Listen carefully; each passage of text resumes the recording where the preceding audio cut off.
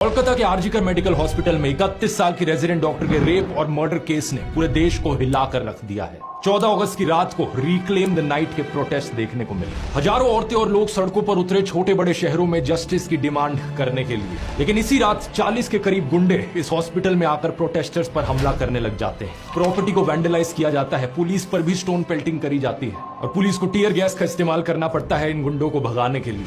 कौन ये लोग थे, किस पार्टी से एफिलिएटेड थे, कोई नहीं जानता अभी। लेकिन वेस्ट बंगाल की चीफ मिनिस्टर ममता बनर्जी पर ब्लेम डाला जा रहा है इस रिपीटेड लॉ एंड ऑर्डर के फेलियर के चलते।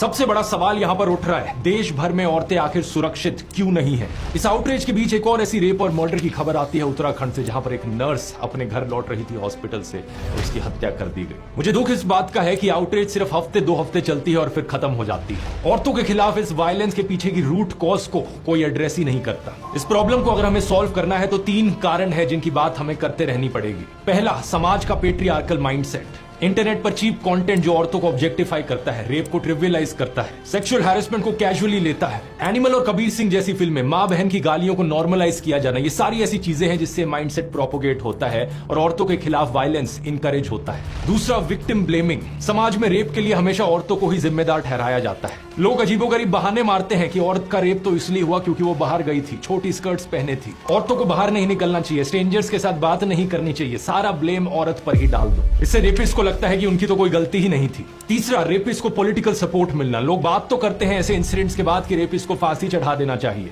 लेकिन असलियत में कॉन्विक्टेड रेपिस्ट के साथ क्या होता है ये देख लो। Convicted rapist Gurmeet Ram Rahim Singh, Haryana elections की वजह से इसे जेल से बाहर का रास्ता दिखाया जाता है। 20 साल की सजा में से इसने 235 दिन तो जेल के बाहर ही बिताए हैं। बिल्किस बानो के बलात्कारियों को मालाएं चढ़ाई जाती हैं, उन्हें संस्कारी बुलाया जाता है। बृजभूषण जैसे नेताओं को ओपनली सपोर्ट किया जाता है और कोई अगर पॉलिटिशियन रेपिस्ट बन गया तो उसके फेवर में रैलियां निकाली जाती हैं। अगर देश को सही में औरतों के लिए सुरक्षित बनाना है तो इन 3 चीजों पर काम करना होगा।